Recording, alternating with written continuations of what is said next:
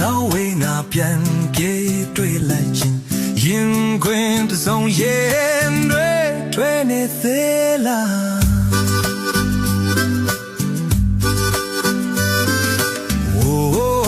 เอสသွားပြီလားကွယ်မြင်နေတဲ့ညာရဲ့ကောင်းကင်ချေတိမ်တွေရဝင်နေတယ်အဒီသကောင်းတဲ့အကျွေးများစေတို့လွယ်ခဲ့တာဘယ်ရထားလဲအဒီအမောင်